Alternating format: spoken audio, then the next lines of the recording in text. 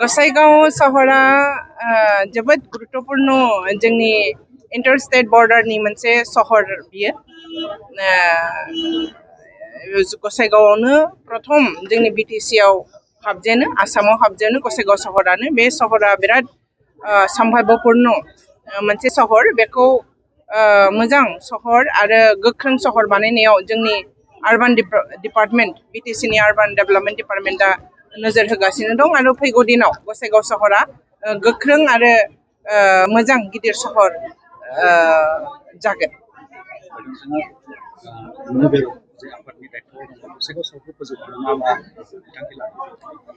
नोगोर बिफाननि दायित्वआनो जादों बे ओनसोलाव बसबास खालामनाय रायजो राजानि अभाब अभियोगफोरखौ मेनटेन खालामनाय सुरक्षित खालामनाय आरो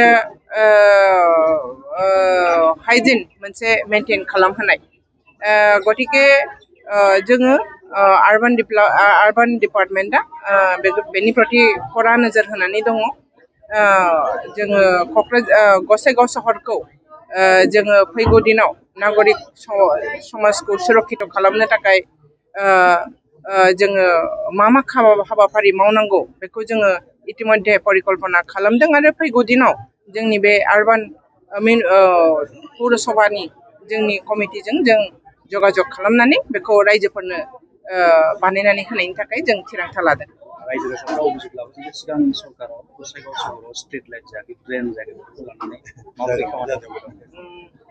बेखौ जों मिन्थिदों थांनाय सरकारा गसाइगाव सहरनि रायजो राजाफोरखौ वन्चित खालामदों।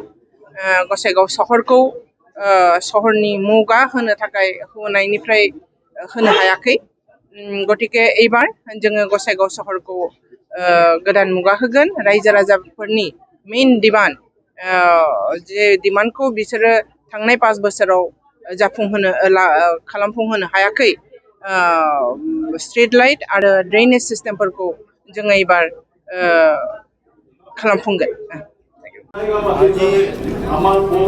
गसाइगाव टाउन कमिटिर চেয়ারম্যান শপথ গ্রহণ ললো ভাল লাগিছে। যেহেতু আমি ইলেকশন সময়ত বহুত প্রতিশ্রুতি দিছিলো আমি গসাইগাঁও টাউন কমিটি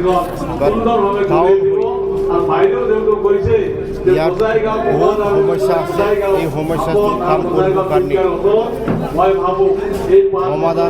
সমস্যাটো সমাধান কৰিবৰ কাৰণে আজি নতুনকৈ গসাইগাঁও টাউন কমিটি নৰপতি ব্ৰহ্ম চেয়াৰমেন দিয়া হৈছে আৰু শপত লৈছোঁ।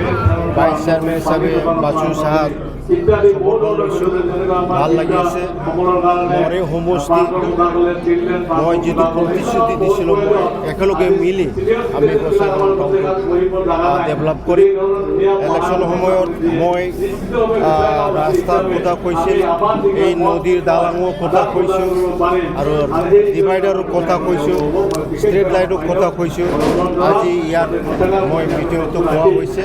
গতিকে আমাৰ এই ইলেকশ্যন MLA ইলেকশ্যন হোৱাৰ পিছত ফাণ্ড সোমাৰ লগে লগে এই কামটো বহুত স্পীডত কাম হ'ব আৰু এইবিলাকো আমি প্ৰতিশ্ৰুতিটো সম্পূৰ্ণ কৰিম বুলি